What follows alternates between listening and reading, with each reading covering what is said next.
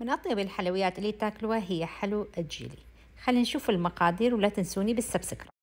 حلو الجيلي نحتاج باكيت بسكت نحطه نطمسه بالحليب ونرتب 3 طبقات من البسكت أو طبقتين حسب البايركس مالتكم.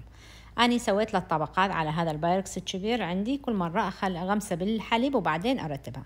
نجيب كوبين حليب نحطهم بجدر، ونحط 3/4 سكر، ربع نشا، ورشة فانيلا.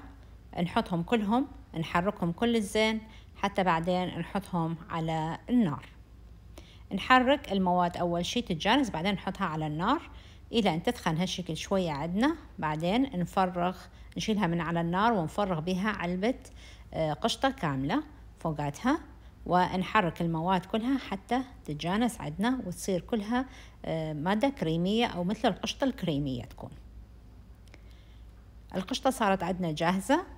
هسه ايش راح نسوي؟ نصبها فوق البسكت اللي عندنا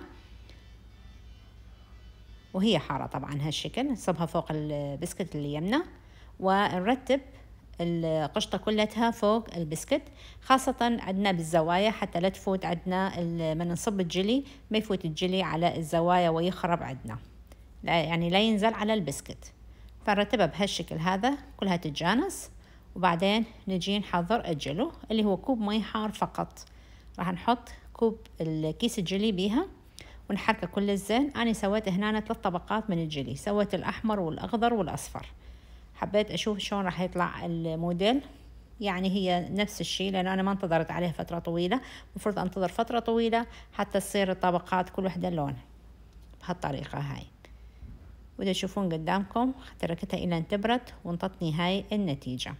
طبعا ما أقولكم على الطعم، طعم جدا طيب، وأيضا تبيض الوجه قدام الخطار إذا تقدموها لهم، وأيضا أطفالكم راح يحبوها. لا تنسوني بالسبسكرايب.